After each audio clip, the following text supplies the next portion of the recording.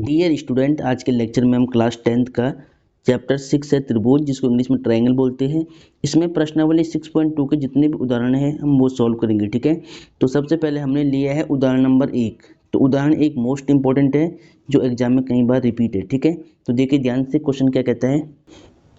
तो dear student, अब उदाहरण नंबर 1 को ध्यान से देखिए आप।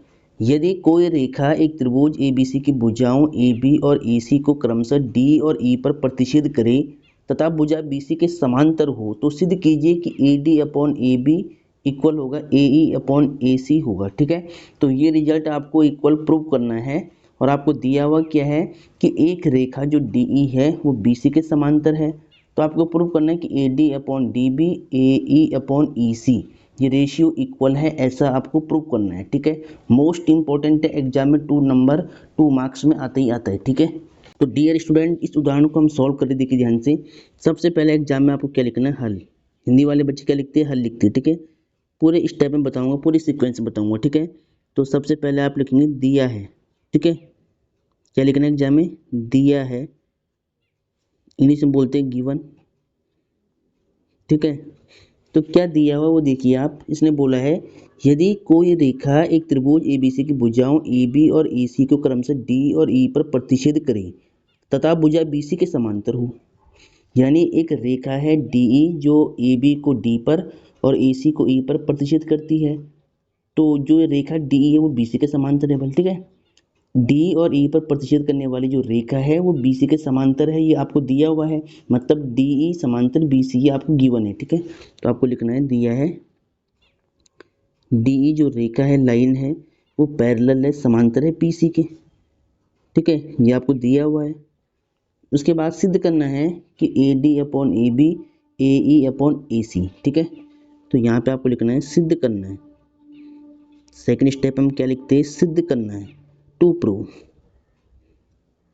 सिद्ध करना है। इंग्लिश में क्या बोलते हैं, टू प्रूव। ठीक है, थोड़ा इंग्लिश में लिखता हूँ ताकि आपको मालूम रहे, टू प्रूव। ठीक है, तो सिद्ध करना है AD upon AB AE upon AC। ठीक है, तो हम लिखेंगे यहाँ पर AD अपॉन AB इक्वल होगा AE अपॉन AC। ठीक है, ये रेशियो आपको बराबर प्रूव करना है कि AD upon AB AE upon AC।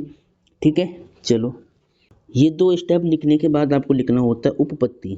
ठीक है, इसके बाद आपको लिखना होता है उपपत्ति, जिसको बोलते हैं प्रूफ। इंग्लिश में क्या बोलते हैं, प्रूफ। ठीक है, देखिए सबसे पहले आप क्या करेंगे प्रूफ में। सबसे पहले आप लिखेंगे चूंकि त्रिभुज ABC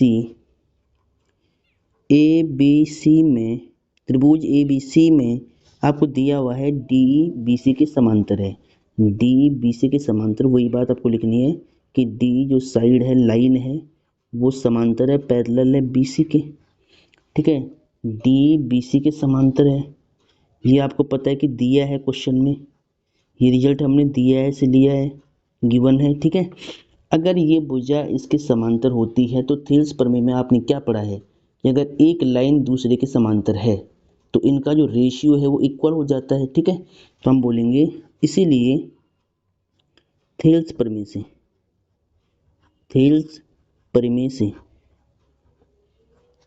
तो थेल्स प्रमेय क्या कहते हैं, देखिए कि DE अगर BC के समांतर है तो AD upon DB AE upon EC होगा। तो हम लिखेंगे यहाँ पर AD अपॉन DB इक्वल होगा AE upon EC, AE upon में EC। ठीक है, देखिए आपको प्रूफ क्या करना है, आपको प्रूफ करना है AD upon AB AE upon EC। यानी AD के अपॉन में आपको AB लाना है और AE के अपॉन में आपको EC लाना है। यानी हाफ साइड के अपॉन में फुल साइड आनी चाहिए।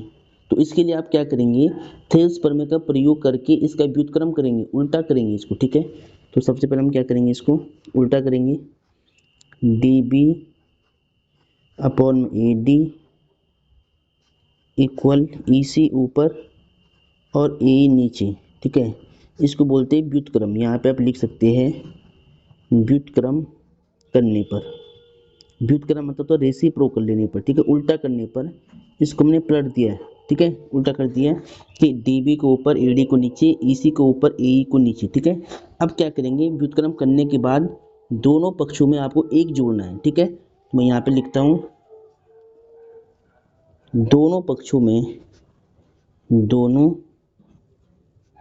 में एक जोड़ने पर। इस क्वेश्चन को करने के सारे स्टेप में बता रहा हूँ बिल्कुल सीक्वेंस में, एक जोड़ने पर, ठीक है। तो आप क्या करेंगे, लेफ्ट हैंड साइड में भी आपको एक जोड़ना है, dB अपॉन में AD, इसमें भी आपको एक जोड़ना है। राइट हैंड साइड में भी आपको एक जोड़ना है, तो EC अपॉन में AE प्लस 1, ठीक है। अब देखिए इस एक के नीचे आपको भिन्न बनाने के लिए एक मानना है, ठीक है, दोनों में, ठीक है। अब यहाँ पर भिन्न बन गया, इसका क्रॉस मल्टीप्लाई करके इसको हल करिए। तो देखिए dB बन जाए dB, इसको बाद में लिखा मैंने, प्लस AD बन जाए AD, इसको पहले लिख दिया, अपॉन में AD बन जाए AD, ठीक है। तो बिन सॉल्व करनी आप पे आती होगी। सेम यहाँ पर इसका मल्टीप्लाई इससे, इसका मल्टीप्लाई इससे, इसका मल्टीप्लाई करो पहले, तो AE प्लस इसका मल्टीप्लाई इससे EC अपॉन में इसका मल्टीप्लाई इससे AE, ठीक है, ठीक है। तो यहाँ तक समझ में आ गया होगा। अब देखिए ध्यान से, AD प्लस DB, देखिए AD में आपको DB प्लस करना है, जब AD में DB प्लस होगा तो आपको क्या मिलेगा, AB मिलेगा। तो यानी AD और DB के सम को हम क्या लिखेंगे, AB अपॉन में AD, सेम है। सेम देखिए AE प्लस EC, AE में आपको EC ऐड करना है, जब इतने में इतना ऐड होगा तो कितना मिलेगा, AC मिलेगा पूरा, ठीक है। तो इन दोनों की सम को हम लिख सकते हैं AC अपॉन में AE है, ठीक है।